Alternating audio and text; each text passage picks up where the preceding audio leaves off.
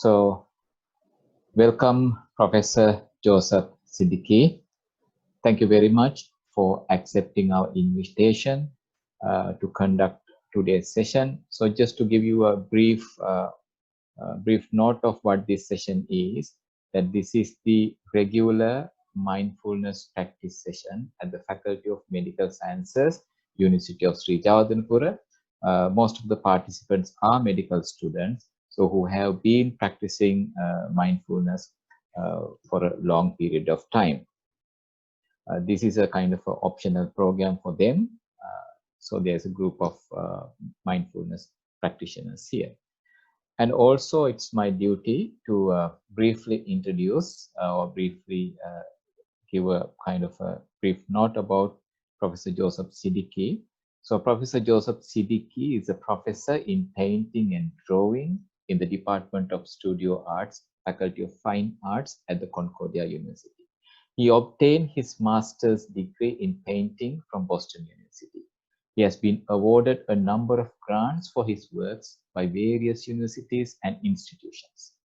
He has conducted a number of exhibitions, and his work included in numerous private, public, and corporate collections. I just had a look at his paintings available in the internet, and one thing I can tell you is that he is one of the greatest artists. It's a great honor and privilege to have Professor Joseph here today to conduct this session. And I warmly welcome Professor Joseph to Sri Lanka. So this program is organized by the Center for Mindfulness-Based Research and Practices at University of Sri Jawadanpura. So welcome to Sri Lanka, Professor Joseph. And during this 1 hour session, the first 20 minutes, the professor will take us through his journey of mindfulness, how he got to know about mindfulness and how he started practicing, and then what changes that he experienced during the process of practice. And then the most interestingly, he's going to conduct a practical session, how to practice mindfulness with your drawings. And then finally, we will have a few minutes for Q&A session. So as I told you at the beginning, you can post your questions or you can ask your questions when your microphones are unmuted. So with that, let me invite Professor Joseph Sidiqqi. Over to you, Professor. Thank you, Dr. Sanath. Dear colleagues, students, friends, and guests, thank you for being here today for this session on mindfulness in fine art.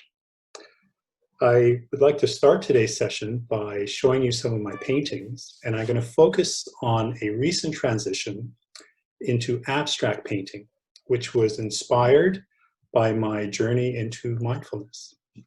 So I prepared a slideshow. If you allow me, I'll just begin with this.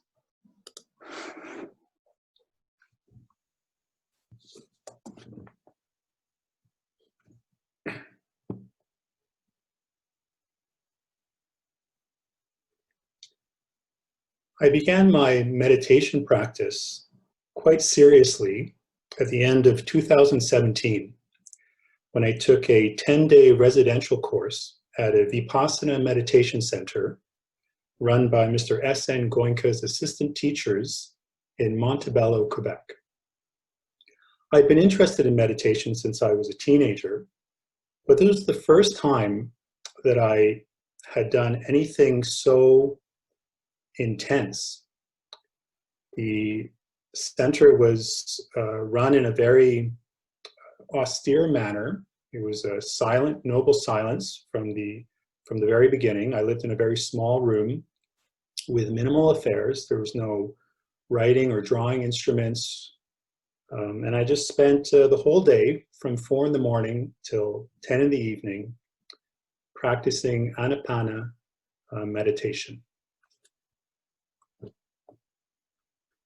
So the idea was to sit comfortably and focus attention on the incoming and the outcoming breath. Now, this was something that seemed very simple, but actually was quite difficult to do. After about 10 minutes or so, I found my mind just wandering off into the past, wandering off into the future. And it was quite an experience to realize that this mind was very rarely here in the present moment. After about 4 days of practicing the anapanasati, the observation of the ingoing and the outgoing breath, attention was turned to sensations on the body. And I mean just like normal sensations, regular, natural sensations. Itchiness, heaviness, pressure, pain. Starting out with a focus above the upper lip and below the nostrils.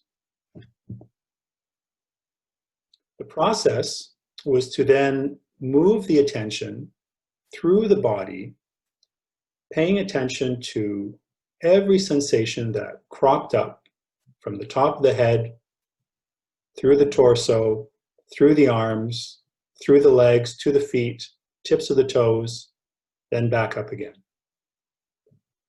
For me, this was quite an amazing experience. I had never become so aware of the life of the body, of the world of sensations that was opening up to me. And when I came back home 10 days later, I looked for ways to express in drawing the kinds of experiences that I'd had at this meditation center. So these drawings that I'm showing you, and these are just small sketches that I did in my sketchbook. I did not at the center, but when I came back. And I started going quite regularly back for these 10-day residential courses and for shorter courses, and I even started serving at the course. And I was just kind of amazed at the transformation that was happening. And I didn't really know how to express what I was experiencing in drawing. And so I decided that the best way to do it was to start with really simple materials, just pencil and paper. And maybe the paradox was that everything I was experiencing, because it was with eyes closed, everything that I was sensing was invisible. You know, there was this tactile knowledge, tactile awareness, but not a sort of the kind of touch with your finger. It was more feeling it with the mind, feeling the life of the body, sensations in the body with the mind, and how to show that with a picture, because there was no visualization, no imagination, not even any kind of creation going on during the meditation. But then with the art practice, I had to do all those things. So I just started scribbling. I just started doodling. At this point, I built a career for myself in Canada as an artist, doing, at this point, fairly detailed, realistic cityscapes with a lot of skill. And maybe part of the reason that I had turned into the meditation was that after all these years of being an artist and having reached a certain amount of success in my career, I realized that I was always kind of unsatisfied. There was always something, and I just didn't understand what it was. I thought that perhaps it was, you know, I would have a show and I would have every reason to be happy, and And I would think, oh, well, why am I feeling like this? Why am I feeling unsatisfied? And I would think, well, maybe it's because I need, my next show, I'll have it at a more important gallery. Or, my next show, I'll make a bigger painting. I'll make one with even more skill. Or, my next show, I'll, maybe somebody more important, somebody higher up, the ladder will buy one of my paintings. And then, those things will make me feel more satisfied. And after about 15 years of doing that and kind of going and getting all those things, it's still never satisfied. So I decided I would just start from the beginning and just start drawing like a child. I figured the best way to do it was to let go of all my notions and ideas about what it meant to be an artist, what it meant to, draw with a certain kind of skill, and just draw as if I was a child, just being free and trying to express this thing that was really changing my life. And it's not as if the entire thing was pleasant all the time. I had a certain idea that, meditation was going to be very relaxing, very calming, and in many ways it was. But there were also moments when it was very, very difficult. And there were times when like my whole body kind of felt like I was on fire, like I was burning. There was all kinds of things coming up. And some of the stuff that came up was frightening, terrifying. I was horrified by who I was, by what I was facing myself there, sitting there. And I got frightened. I had a lot of doubts. I started wondering, what am I doing here?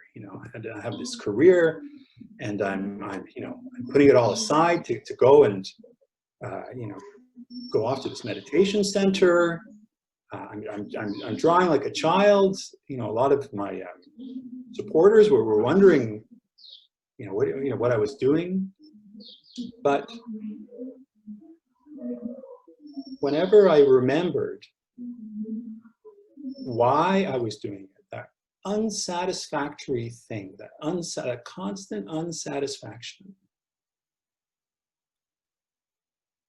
I decided I was just going to keep going with the meditation because I felt that something was happening. There was some deepening going on. And at a certain point, things went from being kind of cloudy and nebulous to starting to clarify. I started to be able to distinguish things, be able to see certain properties, certain natures. And then in the drawing, this was all kind of happening in parallel. So in the drawing, for example, I started to be able to distinguish colors, distinguish shapes, forms. And I was also teaching. I was teaching a special topics course at the university on materials and techniques. And one of the things I was doing is showing the students how to make their own colored papers using pigments and special glues.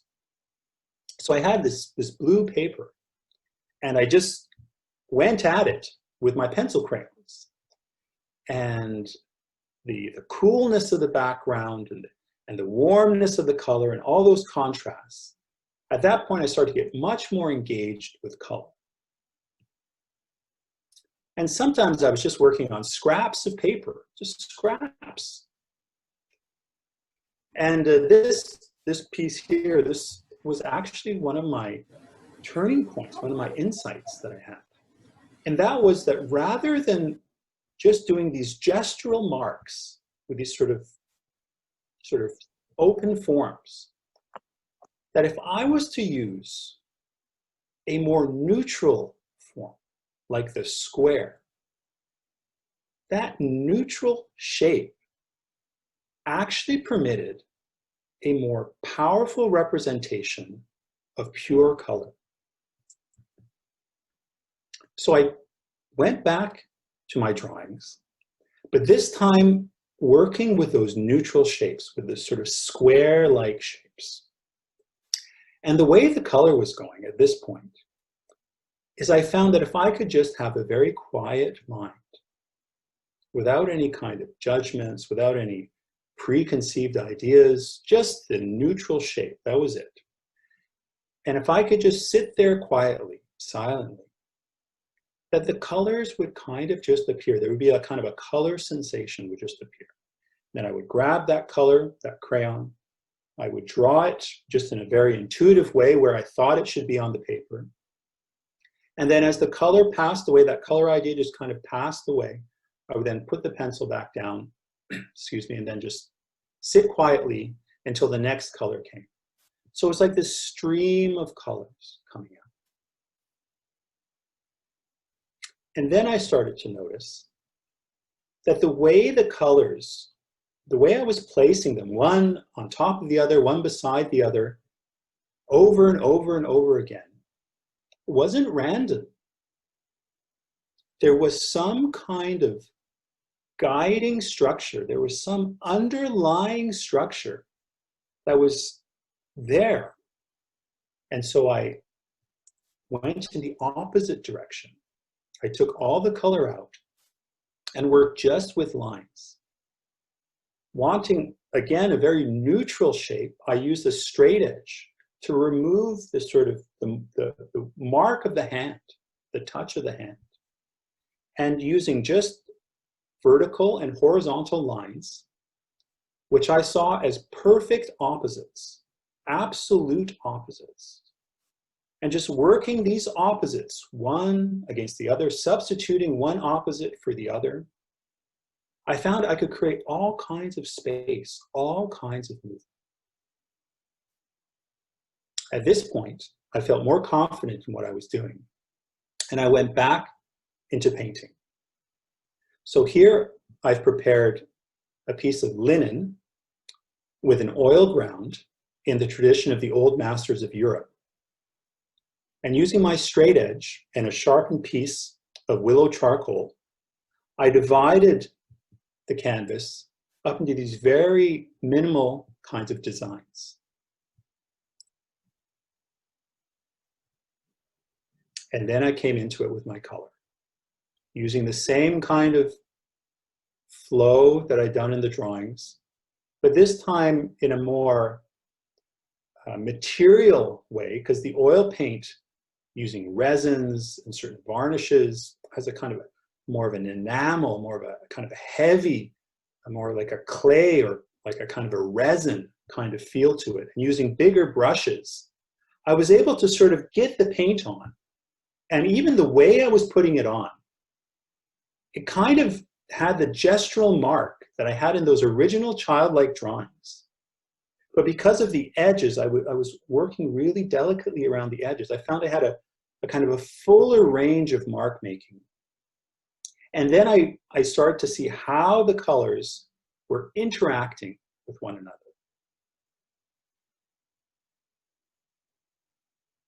And one of the things I really liked about this is that there was no picture. There was no real, there was nothing to get. There was no story. Usually with painting, you're looking at something and thinking about something. Here, there was nothing to think about. There was nothing to understand. It was simply pure colors and the color sensations.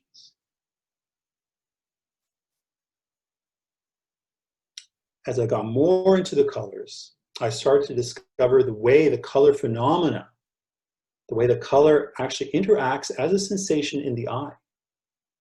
For example, if I wanted to warm up a red, in the past I used to just put a sort of a orange over the red. That would warm it up. Now I realize, through the phenomena of simultaneous contrast, I could actually put a blue beside the red, and that blue would cast its contrast, its orange. It would cast an orange into the red, and that way create a sort of an optically warm red. And all these types of optical color phenomena, the way that they were just sort of immaterial, just light energy, I found was a very good representation, ultimately, of the types of things that I was experiencing as sensations in the body. So thank you. I appreciate you giving me your time today to talk about my artwork. And I've also prepared a working session, which was actually designed for children. Another part of the story here, about a month ago, I began working with the Satipasala Foundation in Sri Lanka. And, you know, during this whole time that I was working on my paintings,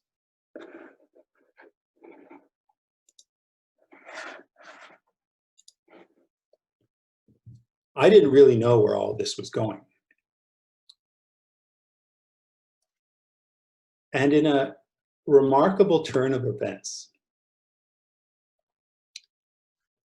when there was this whole COVID-19 shutdown and the whole world kind of went online, all kinds of things started opening up. I started teaching online at the university, and I also connected with a community here in Sri Lanka. And because I had taken the time to really start drawing like a child, to pursue this thing, this mindfulness, to discover what it was and to really express it, that ultimately led me to be here with you today, meeting with people halfway across the world. So I think that there's a lot to be said about letting go of our ideas of what art is or what it's supposed to be, and to allowing ourselves to just start from the beginning. So I created a series of workshops designed for children, but actually quite applicable to adults. And if you're all ready, I'd like to move on to that. Yeah, please go ahead, Professor Joseph. Thank you. So first thing we're going to do, and I don't know if right now I don't see anybody. Normally when I do this, I ask that people put on their video camera so that I can see, but I'll let you decide if you're comfortable doing that. So the first thing you do when you're drawing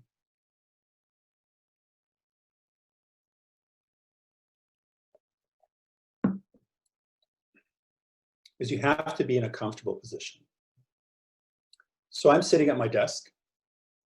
I like to do this barefoot so that I can feel the floor on the soles of my feet. And just make sure that you're comfortable. Sit upright. You shouldn't have any tension anywhere in your neck, in your shoulders. Don't be sitting like this. You won't be able to draw like that. Just get comfortable. Take a moment. You can close your eyes.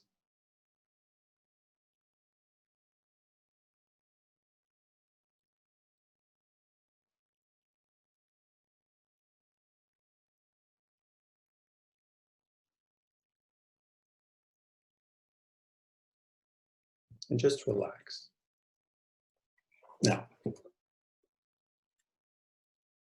imagine this is your desktop. So this is your desktop down. I'm just going to hold it up so you can see it a little clearer. Now, the first thing you're going to do with your finger out like this, I want you to glue your wrist down to your writing surface, to your table, to your desk. So you've got it down on the table like this. Glue it down so that you can kind of move your wrist, but it's as if your wrist is stuck. And then with your fingertip, see what is the area. What is the area that you can touch with your finger? How far can you go? See the entire outside limit of the area. and then everything inside. Try and touch it in different ways. You can dab it, you can stroke it, you can push it, pull it. Try and be very sensitive with the tip of your finger to all the kinds of marks you can make in this area when your wrist is stuck to the table.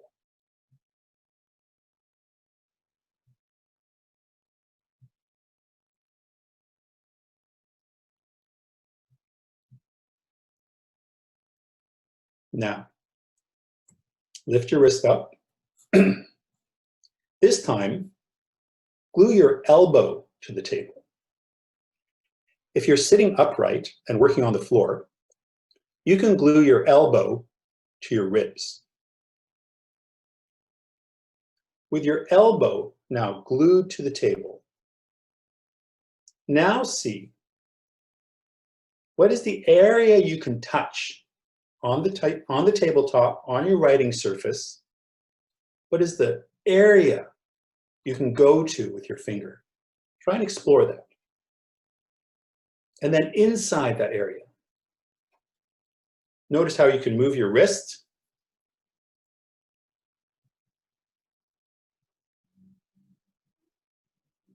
See how many things you can do, how many ways you can touch it.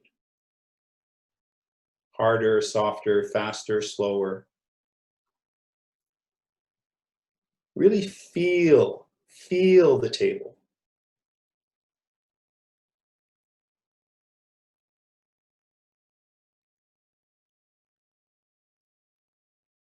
Now, roll your shoulders a little bit. Now, without anything touching the table, with your arm totally free, same thing. Touch the table, touch your writing area. See what the limit is. Become really aware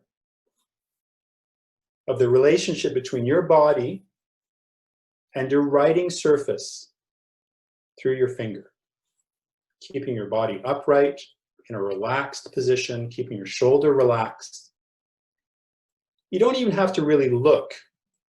You can just sort of feel it with your finger and try and be aware of how your whole body is supporting your finger touching the table, the whole area, like this.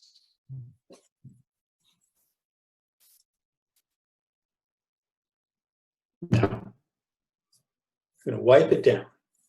Imagine you're at the beach and this is a layer of sand. You're just going to wipe it down like this.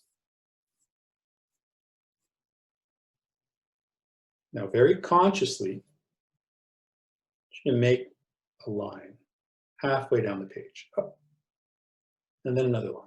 Just make these lines. Try and be really sensitive to when you're on and off. On, off. On, off.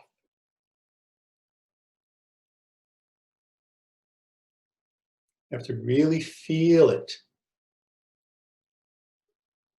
Try and touch it as lightly as you can, as lightly as possible.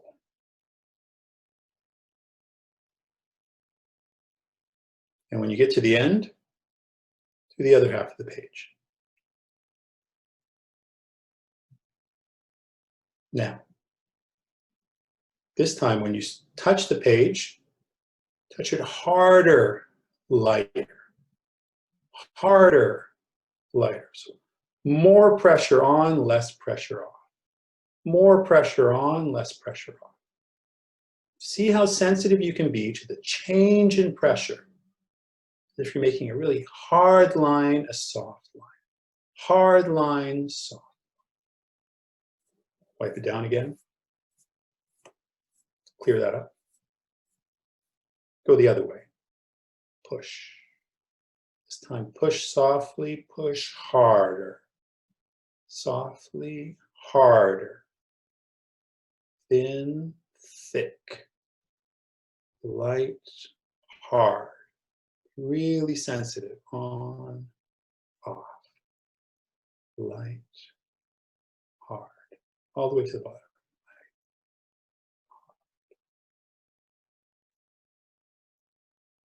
Now you're going to pull hard, light. Pull towards you, hard, light. Try and keep the lines fairly straight and fairly close together. You notice that you don't even have to look. You can be very aware of where your finger is just by feeling it. Harder, lighter. Harder, lighter. Harder, harder.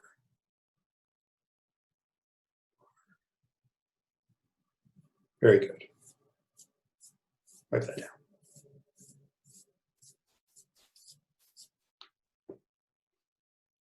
I want you to grab your pencil.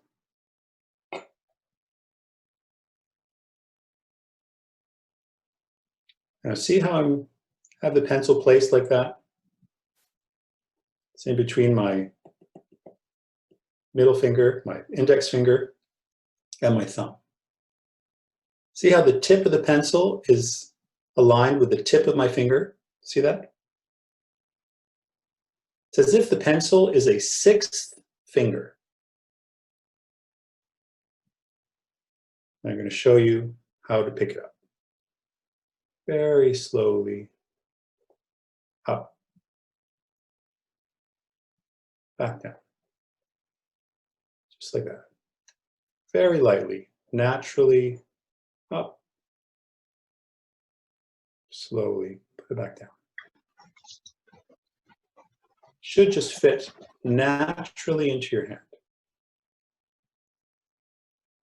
Try and be aware of all the moves your fingers are making and where the pencil is grabbing. Part of your skin is grabbing the pencil. It's kind of sticking down. One more time. Up. Now, when you have the pencil in your hand, I want you to try this. Put it in your fist and point out with your finger. Holding it naturally. Put it in your fist. Holding it naturally. Put it in your fist. The trick is to hold it between your thumb and forefinger and manipulate it in your fingers. One more time, holding it naturally in your fist. And the next one we're going to try, just turn it around. Turn it around. This is going to help you develop motor skills, something you can practice on your own. Try and notice all the moves that your fingers are making. Notice that you don't really have to look or think about it. Now, I'm going to grab my piece of paper so you can too.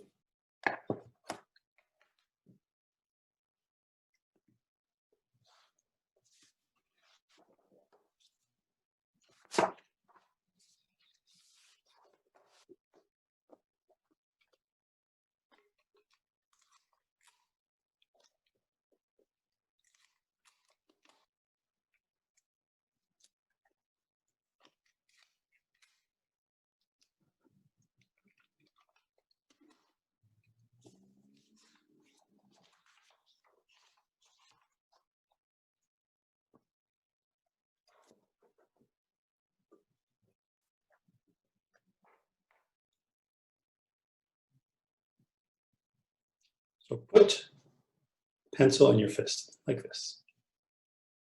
And with your finger, your body upright, in a relaxed manner, shoulder relaxed, elbow off the table, you can use your non-writing hand to sort of stabilize the paper, kind of hold your position a little bit and balance yourself, but don't lean your head on your non-writing hand.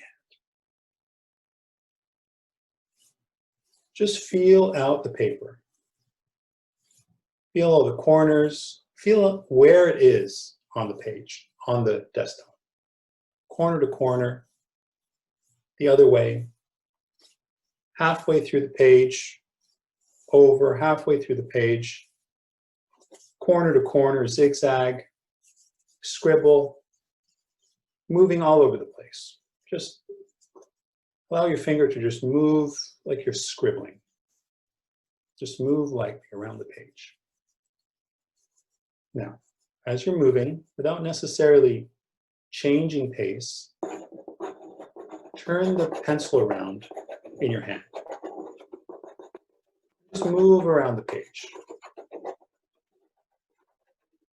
Hear the sound of the pencil. Feel sometimes it's on the paper, sometimes it's off. You don't have to look at where it's going. Just sort of have a general idea.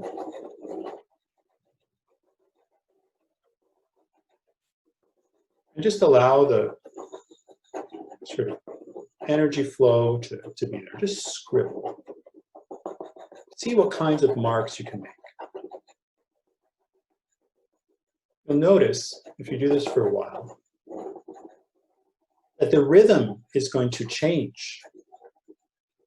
Sometimes it'll be harder, sometimes it'll be softer, sometimes it'll be louder, sometimes it'll be more gentle, more delicate.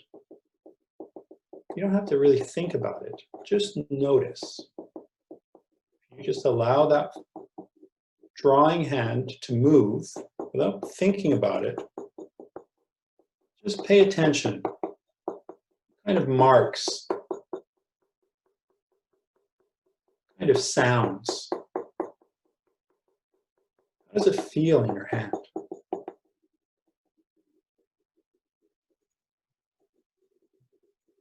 Very light.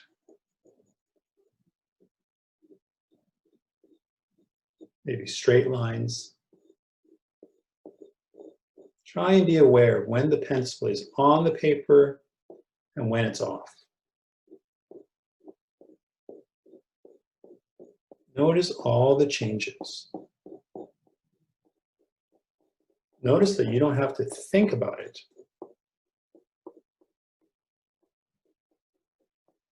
You just have to get out of the way.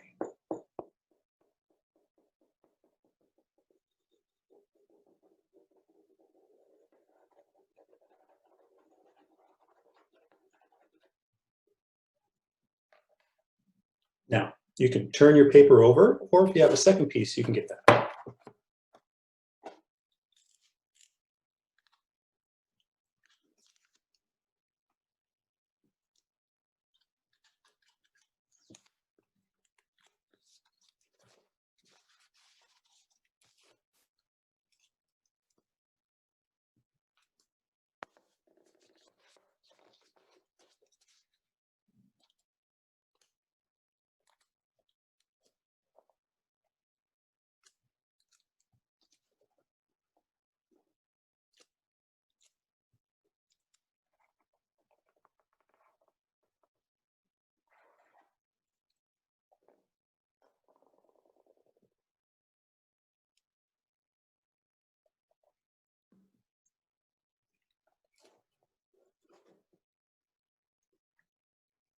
Check your posture.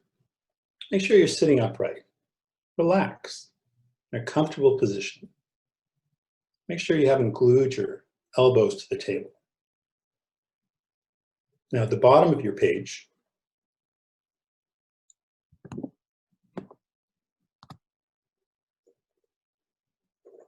want you to draw the earth.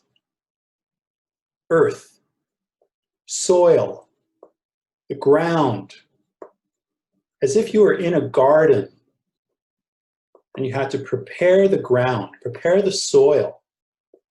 How would you draw that? Don't overthink it. Just draw the earth. How could you represent that?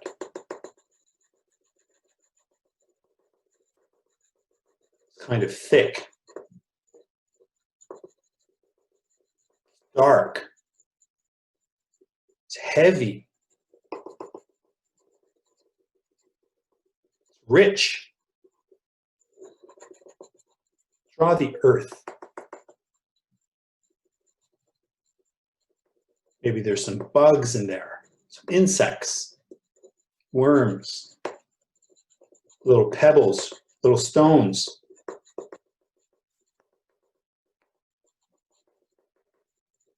Draw the earth. All the way across the bottom of the page.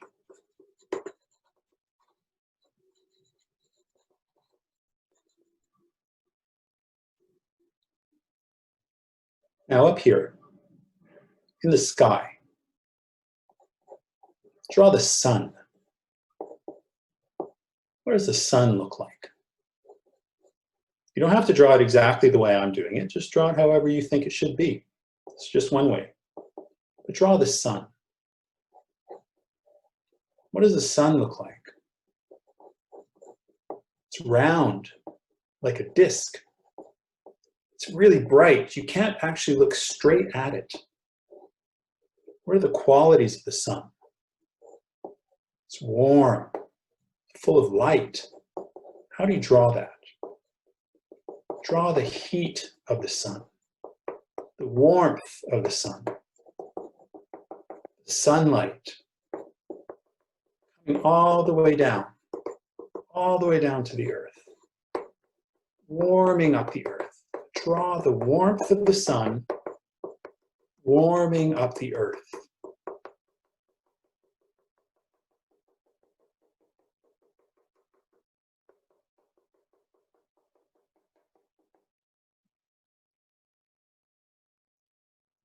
Now, right here in the middle, in the bottom,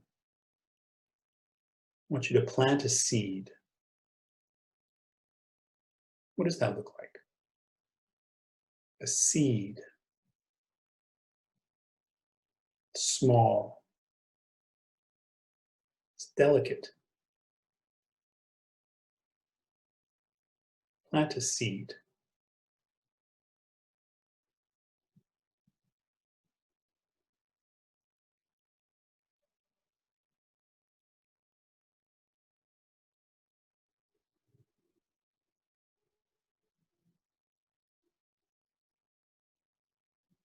Back up in the sky, draw a cloud. What does that look like? How does it look different than the sun? How does it look different than the earth? What are its qualities? It's airy. It's light. Draw a cloud.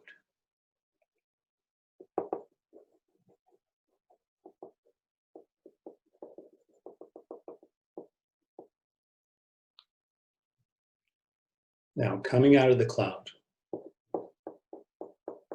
draw the rain. Rain coming from the cloud. All the way down to the earth. How can you draw that? The cloud watering the earth. Watering a little seed. How can you draw that? Water from the cloud down to the earth, watering the seed. The heat of the sun down to the earth, warming up the seed. Draw those things. Now, in a very focused manner, starting with the seed, push, push, push a stem out of the seed, push, up, up, up, up.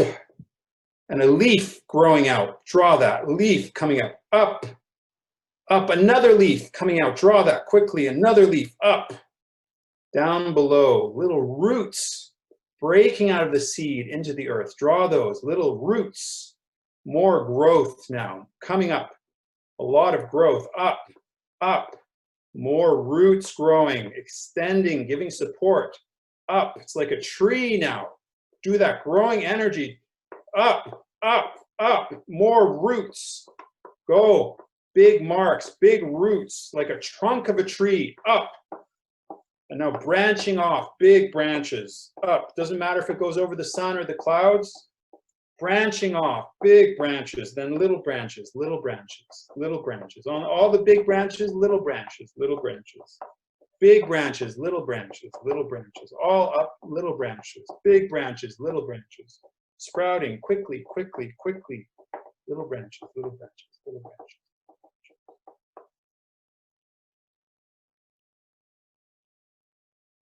Now on the ends of those branches, little flowers.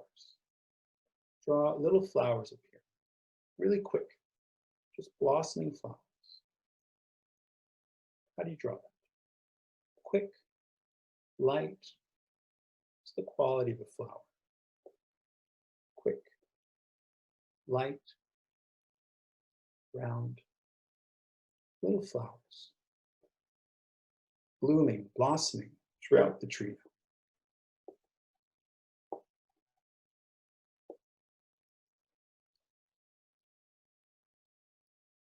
Now, everywhere there's a little flower, draw a fruit emerging. Fruit. Fruit. What does that look like? Fruit. It's rich. It's round. It's heavy. Little fruits emerging. Don't overthink it. Fruits coming out now. Everywhere there's a flower, fruit. Fruit. Fruition. Ripening. Draw those qualities. Fruits coming out. Fruits. Fruits. Fruit. Everywhere there's a flower, fruit. Fruit.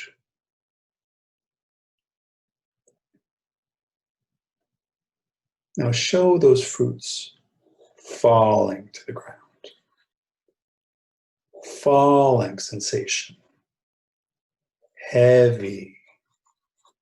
All those fruits falling. How do you draw that? Falling, falling sensation. All the fruits falling down to the earth. Draw that. Heavy. Falling. Falling sensation. Down. Falling. Falling. All the fruits falling to the ground.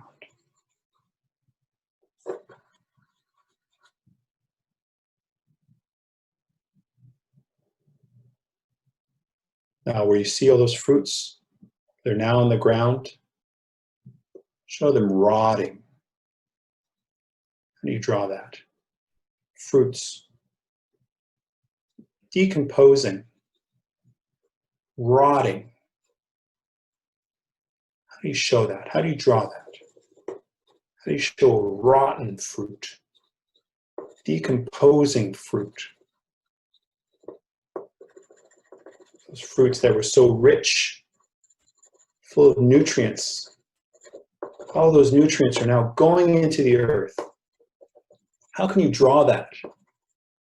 Draw all that richness, all that fruit, nutrient, feeding the earth. It's like fertilizer for the earth. Draw that. Rotting, fertilizing, decomposing, nutrition, food, Draw all that. Maybe little flies buzzing around. Little maggots coming out. Draw all those things.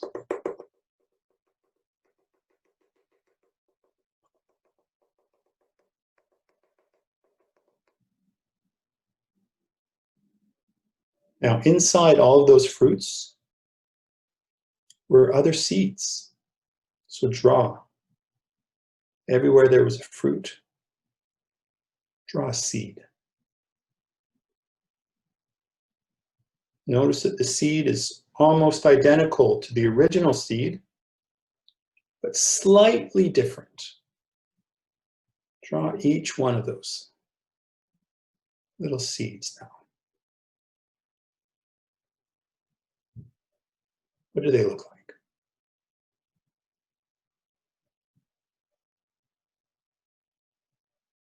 They're small. They're delicate.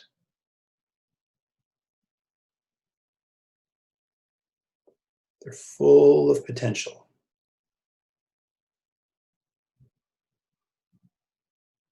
Full of life. Draw those seeds.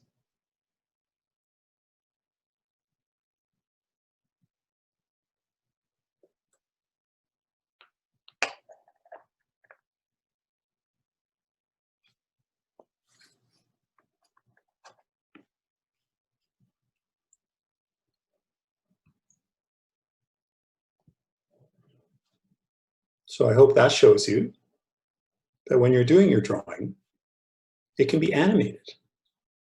You can think of drawing as a way of thinking things through, of creating a living process rather than just a schematic. It can be a fluid thing where your ideas live through your drawing if you just allow yourself to do it like a child without getting hung up on it being perfect, on looking a certain way, on having to be realistic. Just go with the energy, go with the flow of things, and you might be really surprised at the way you can develop your ideas, the way you can express things which are very difficult to put into words, and possibly see connections which you wouldn't have seen before just through the process of being mindful and not really thinking too much as you're doing your drawing. So thank you, Dr. Saneth, and I'd be happy to take any questions. Thank you so much, Professor Joseph. I think it was a great session of mindfulness practice.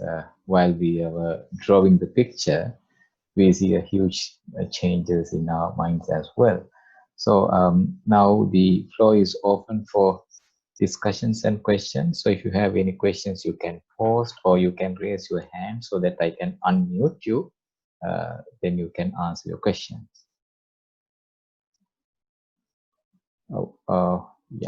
One of the things that I just want to ask from you is that now what you have just demonstrated is a growing tree and then undergoing a kind of a natural phenomena. Now I have seen some people, actually I have accidentally seen that when people get into a anxious mode or stressed, I have seen that they just take a pencil or a pen and then they started drawing the pictures. I have seen that. So can we now transform that to, because they draw various curves and all these things, but can they turn that into a mindfulness practice where with that they will get themselves into a So I think one of the things I've noticed with the art students is just because you're drawing and you're very concentrated and you're relaxed in that moment doesn't actually mean you're being mindful. And the test, if you're truly being mindful, then somebody could come in and interrupt your drawing and you would remain relaxed. Or when that drawing is over and you go back to whatever it is you're doing, you have mindfulness. The problem is people are getting into concentration. So they're, in a way, it's an escape. They're not actually in the moment They're somewhere else. And you can tell because often they'll have their headphones on.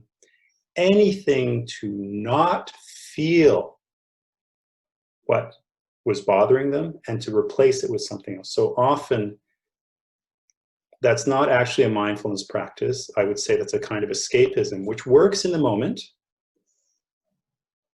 but only in that moment. And as soon as that moment is interrupted or you'll see that nothing has changed. And in fact, possibly things just get worse because it just keeps repressing. You know? So the key is to allow it to come up and to face it. You have to face it, and you have to observe it. And if you're not observing it, you're running away, and that's not vipassana, that's not mindfulness. That's going in the opposite direction. Thank you so much for that clear explanation, because probably you may have seen there are people who can highly concentrate and focus, but when they get interrupted from the external noises or whatever thing, they really get agitated, they can't concentrate further, and they really get angry, and then the manifestation of the stress as well. But the true mindfulness practitioner, irrespective of the external environment, will be able to maintain the peace in the mind despite what's going on around. So that is the true outcome of the mindfulness practice. Thank you so much for clarifying that.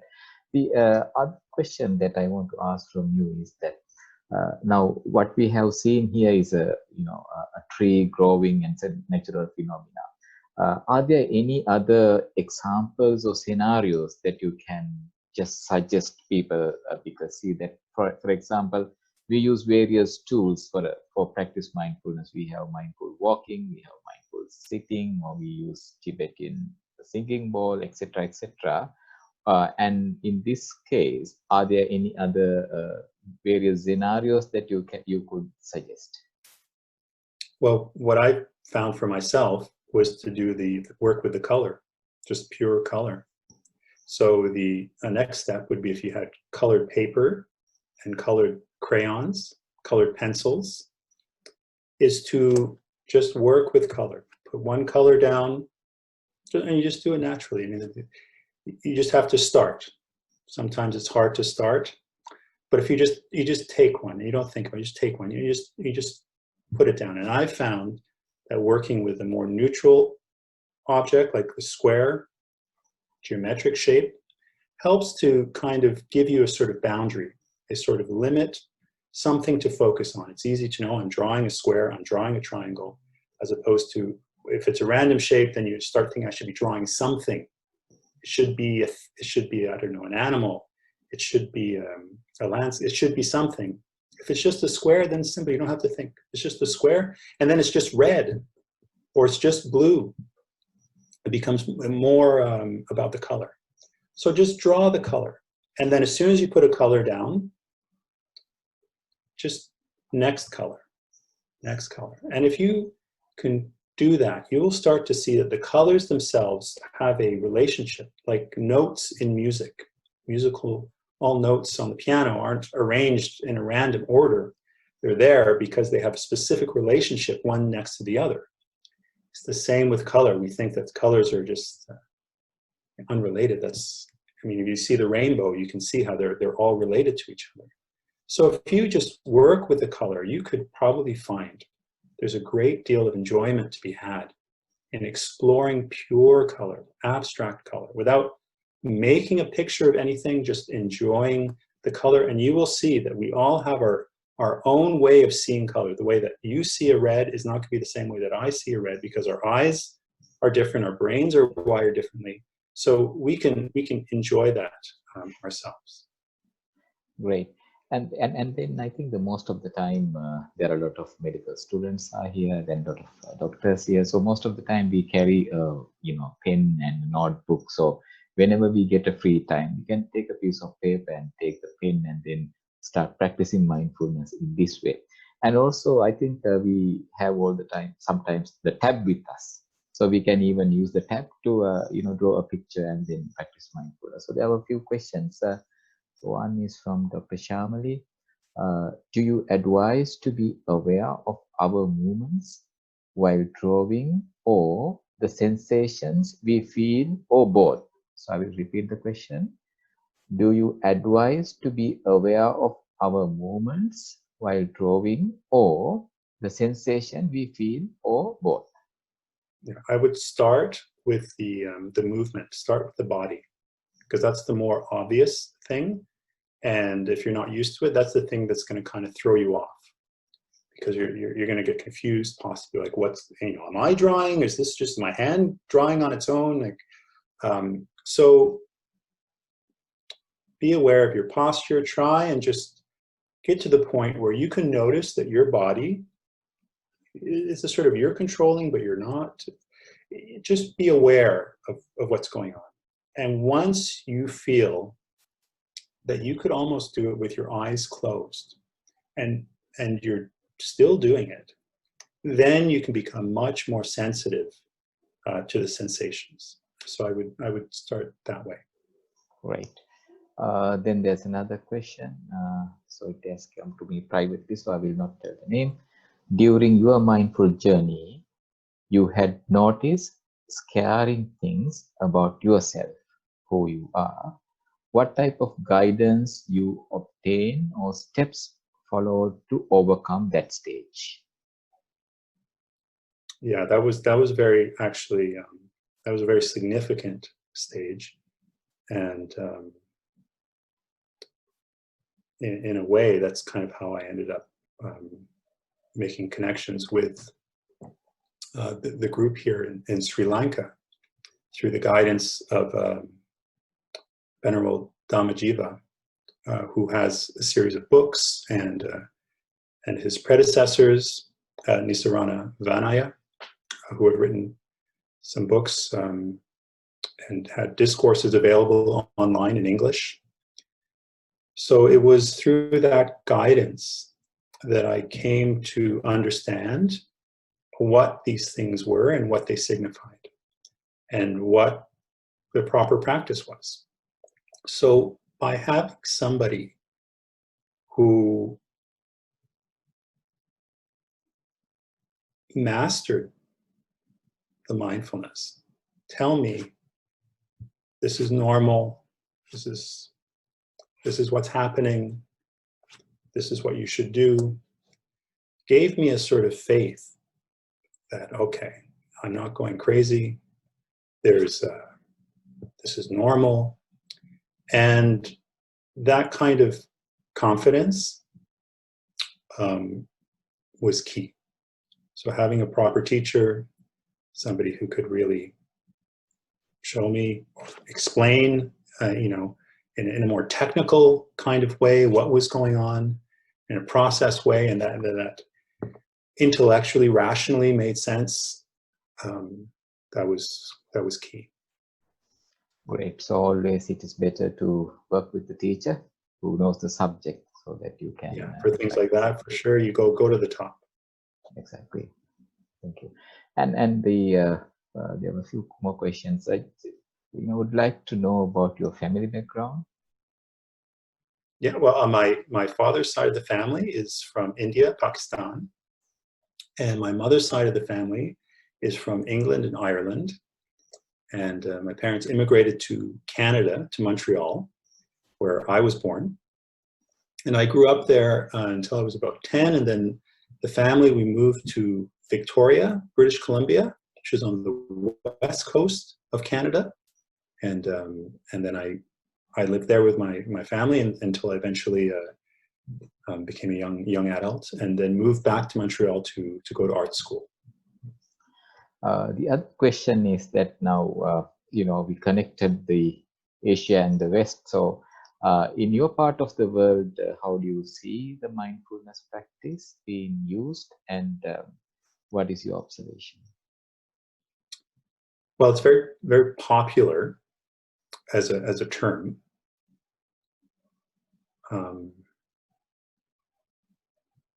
So I don't know how to really explain this other than to say that it's not the same thing. Here, there's very much a sort of a business commodity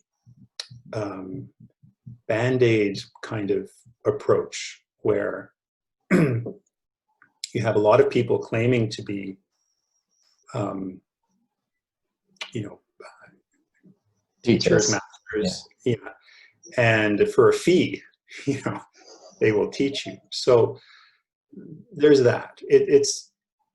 There's a real disconnect between the deeper aspects and the practice. And what I've found is as soon as you remove those deeper aspects, you're like that person, the drawing person, right? Who in the moment while you're doing it, it's nice, but you're not actually doing it. And the test is because as soon as your course is over, you know, nothing has really changed. So the reason, for example, that I went with the Vipassana Center is because I really found that what they were doing was based in a deeper, you know, the morality, the code of conduct. I mean, if you take the code of conduct out, I mean, what are you doing? And then with the really deeper understanding coming with the venerables in Sri Lanka. I mean, we don't have that here.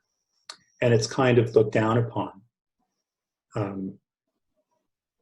because everything here is about money and, you know, who's making the money. So it's problematic.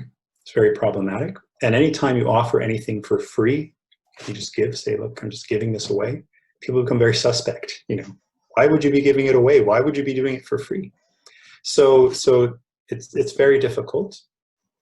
And I just think that the best way that I found is just to be an example, to just be the person, just practice, be generous, just be that person, and slowly come in contact with other people who are interested, and slowly people start to see, you know, there's something going on, you know, Joseph, why is he always so calm? You know, what, you know, in class, what's, you know, in the staff meetings, you know, like, why is he always so calm? You're always so calm, Joseph, what's going on?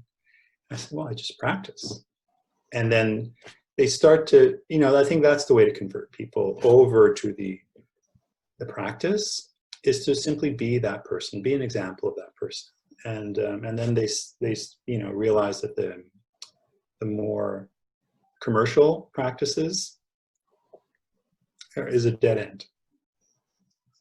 The best way to motivate the people is that you practice and then let people observe it and follow it. Probably the last question, that you may be using mindfulness when you're teaching your students. So what was your experience, and then how do you see it? Well, it comes back to the example again. I find with the students, so I have full year courses. That means I have the students for about 8 months. So that's a long time. And during that time, I can sort of build a rapport with the students.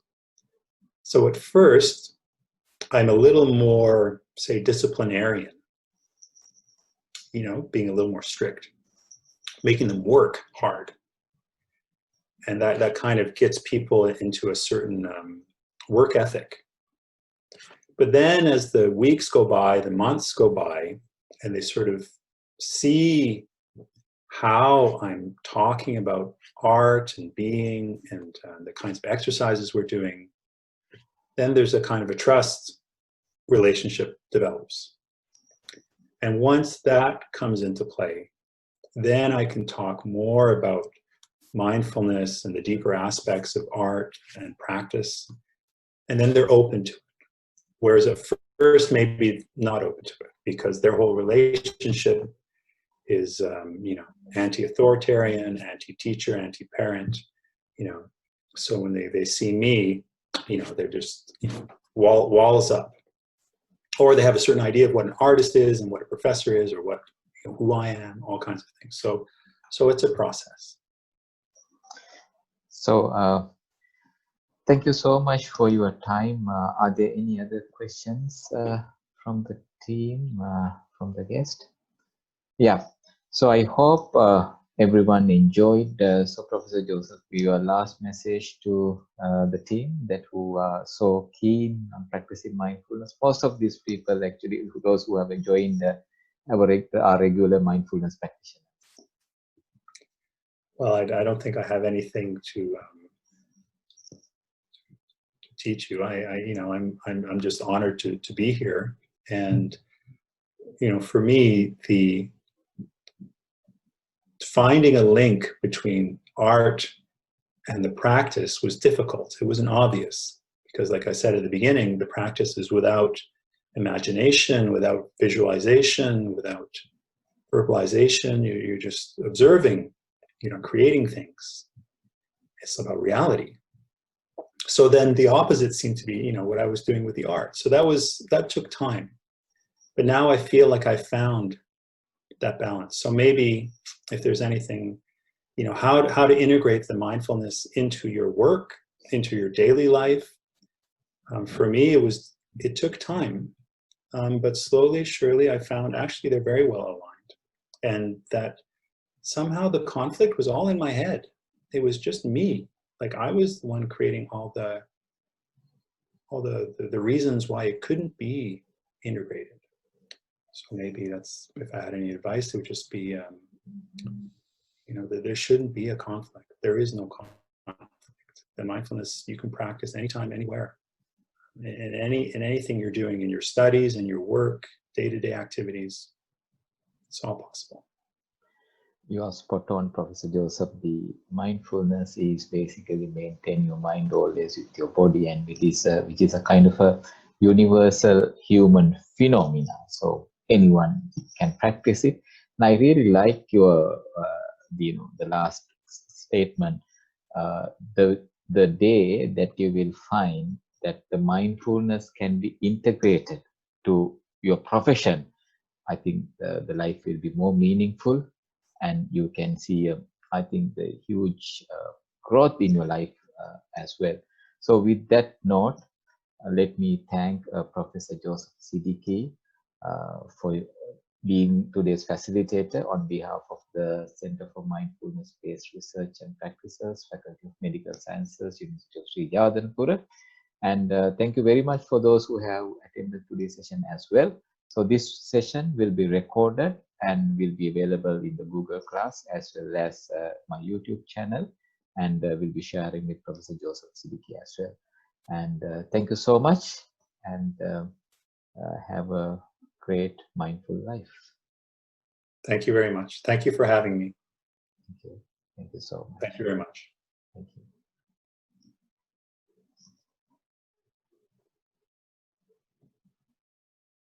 Thank you very much.